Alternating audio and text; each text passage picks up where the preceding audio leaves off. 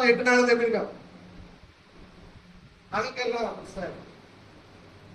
7 என்பது பரிபூர்ணமானது. ஆகவே ஆண்டுதான் நீ பரிபூர்ணமான நம்பிக்கை வை. எனக்கு பரிபூர்ண நம்பிக்கை நம்மளுக்கு காணப்படுவதை இல்லை.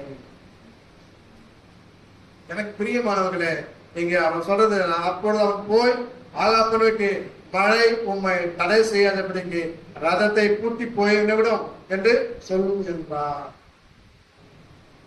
ஆகவே எனக்கு பிரியமான சகோதரி சகோதரி, ஆண்டவருடைய வார்த்தை நமக்கு சொல்லுகிற காரியம் என்னவென்று சொன்னால், எனக்கு ஆண்டவர் சொன்னார் ஓரளவுக்கு மேகம் போன்ற, அதாவது உள்ளங்கை அளவுக்கு அந்த மேகம் சின்னதாக தென்படுகிறது சொன்னான். எதனால? ஒரு தரம் பார்த்தது இல்ல, 2 தரம் பார்த்தது இல்ல, 3 தரம் செஞ்சதில்ல, 7 முறை அவன் என்ன பண்ணினான். 7ஆவது தரம் தான் கொடுக்காம 7ஆவது தரம் அவன் இதோ சமுத்திரத்தில் இருந்து. நமக்கு நம்முடைய இன்னைக்கு எப்படி ஏற்பட்ட வாழ்க்கை வேணா பாஸ்ட் எல்லாமே பாஸ்ட் ஆகும். ஆர்டர் பண்ணா நம்ம படகு எழுப்பி நம்ம தொகுதி எழுப்பி கொடுக்குற அளவுக்கு இன்னைக்கு டெக்னாலஜி மாறிடுச்சு, வசதிகள் மாறிடுச்சு. எல்லாம் நம்ம புரிதோம். 10 பேர் போன் பண்றாங்க, ஆமா நம்ம பிரியாணி 60 பேர் வாங்கிட்டு அப்படின்றான். ஒரு 10 நிமிஷம் என்ன பண்றான், சார் வந்துச்சு சார் அவ்வளவு பார்த்து செய்யணும். நம்ம வீட்டுல நம்மள திட்டுறதும் அதிகமா இருக்கு, மற்றவர்கள் சாப்பாடு ஆகாதாங்க. அப்படித்தானே வீட்டை நம்ம எல்லாம் அதை செஞ்சு தரல, இதை செஞ்சு தரல, அதை செஞ்சு தரல, வீட்டை நம்மளதான் திட்டுவாங்க.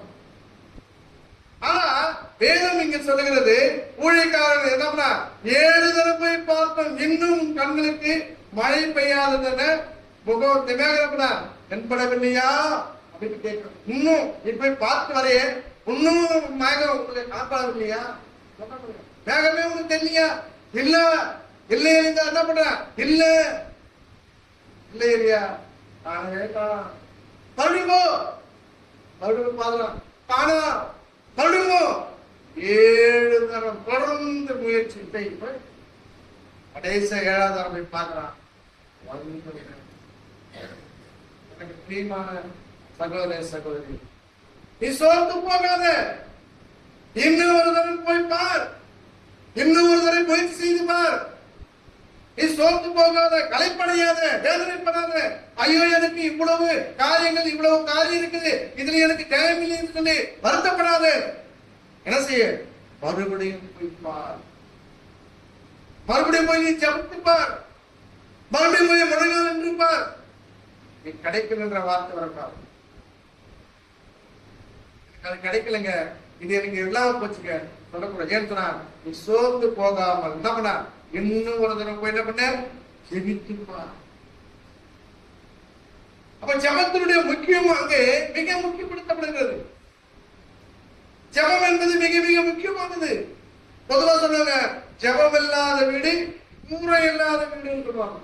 கூரை இல்லைன்னா இங்க நம்ம உட்கார முடியும், வெயில் கூரை இருந்தே நம்மளால உட்கார முடியும். கூரையில எங்க இருக்கு பாத்தீங்களா? அங்க நான் பேசுறேன், சோர்ந்து போகாமல்.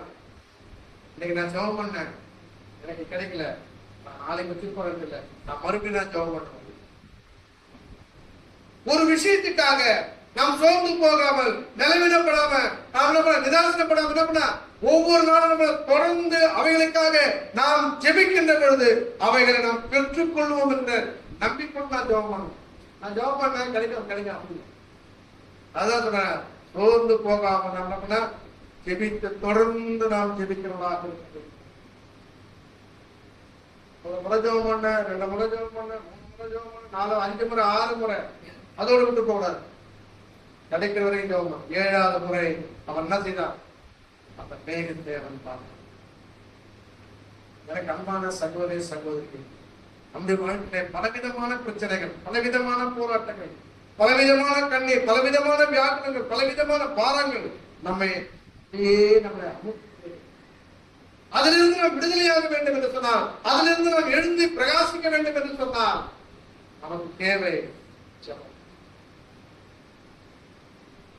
ஜெபம் இல்லை என்று சொன்னால் அன்றைய அன்பான சகோதர சகோதரர் 7 தரம் அவன் என்ன செய்யலாம், 7ஆவது தரம் அவன் பார்த்த எதிர்பார்த்த மேகம் எந்த காரியத்துக்காக அவன் ஜெபித்து அந்த மேகத்தை வரவைக்க வேண்டும், மழையை கொண்டு வர வேண்டும் ஜெபித்தானோ அந்த ஜெபம் அங்கே காணப்படுகிறது.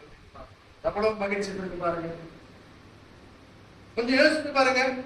அவன் சொல்லும் போதெல்லாம் அவன் என்ன பண்ண, சோர்ந்து போய் இல்லையாப்பா 2 முறை பண்ணி 3 முறை பண்ண இல்லையா, சரி விடு மழையில பரவாயில்ல அப்படின்னு சொல்லியிருந்தா அங்கே தேவனுடைய நாமம் என்ன பண்ணிருக்கான், மகிமைப்பட்டிருக்காங்க.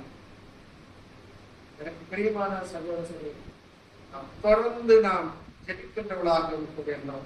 ஆகவே மேலும் போன்ற சின்ன ஒரு காரியமாக இருந்தாலும் அதற்காக நாம் தொடர்ந்து திறப்பில் நின்று முழங்கால நின்று நாம் யுத்தம் செய்வோம் என்று சொன்னார், நாம் ஜெபிப்போம் என்று சொன்னார், அதை பெற்றுக் கொண்டோம் என்ற நம்பிக்கையும் நமக்கு வருகிறது.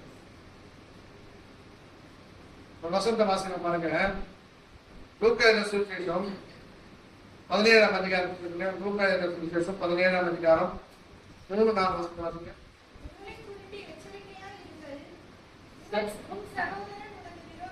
உன் சகோதரன் உனக்கு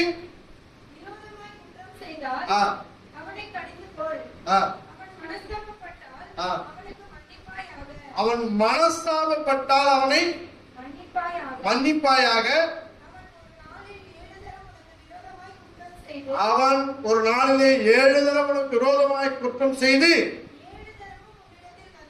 7 தரமும் முன்னிடத்திலே வந்து அவனுக்கு மன்னிப்பாயாக என்று சொல்லுங்க. வேதம் மிக அழகான ஒரு காரியத்தை இங்க சொல்லுங்க. உன்னை குறித்து எச்சரிக்கையிருங்கள், உன் சகோதரன் உனக்கு விரோதமாய் குற்றம் செய்தால் அவனை கடித்துக்கொள். குற்றம் செய்யறப்ப தட்டி கொடுக்கூடாது. குழந்தைங்களுக்கு நம்ம சொல்லுவாங்க பார்த்தீங்களா, தாத்தா மாமா திட்டுறது பார்த்தீங்கன்னா, பேசி பேர நீதான் கிடைக்கிற அப்படின்னு சொல்லுவாங்க. ரொம்ப செல்லம் யார்கிட்ட இருப்பாங்க, பேச்சு பேர யாருக்கு செல்லணும்னா தாத்தா பாட்டிட்டு தான் ரொம்ப செல்லம். அப்பா அம்மா பண்ணாங்க, அவங்க கேட்டதெல்லாம் செய்வாங்க. ஜூஸ் குடிக்காதுன்னா ஜூஸ் வாங்கி கொடுப்பாங்க, சாக்லேட் சாப்பிடாதுன்னா அம்மா அப்பா சொல்லுவாங்க, தாத்தா என்ன பண்ணுவாங்க, அதை வாங்கி கொடுப்பாங்க. அது சின்ன குழந்தைங்க. ஆனா தெரிந்து தவறு செய்கின்ற பொழுது அதை கண்டிக்காமல் இருப்பது மிகப்பெரிய ஒரு குற்றம். அதான் தயவு செய்து ஒவ்வொரு மனதிலும் நாம் வைத்துக் கொள்ள வேண்டும். தெரிந்து செய்கின்ற பொழுது உடைய வாழ்க்கையை தெரிந்து செய்கின்ற காரியத்தை அதான் இங்க சொல்றாரு, உன்னை குறித்து எச்சரிக்கையிருங்கள், உன் சகோதரன் உனக்கு விரோதமாய் குற்றம் செய்தால் அவனை கடிந்து கொள். அவன் கடிந்து கொள்ள பரவாயில்ல, அது ஒன்றும் பெரிய விஷயம் கிடையாது அப்படின்னு சொல்றது அப்படின்னா யாரு சரியான பள்ளி. அதான் கடிந்து கொண்டு அவனை கடிந்து கொள். அவன் மனஸ்தாபப்பட்டால், ஐயோ ஆமாண்ணா, ஆமா பிரதர், ஆமாக்கா, ஆமாத்த அப்படின்னு சொல்லி அவன் மனஸ்தாபப்பட்டால் அவனுக்கு மன்னி. பெரிய அப்படி பண்ணிட்டு அந்த காரியத்தை மனஸ்தாபப்படுகின்ற போது அதை வீரியமாக்கி கொள்ளக்கூடாது. அதெல்லாம் சொல்றாருங்க, அவங்க ஒரு நாள்ல 7 தடவை பண்றாங்க,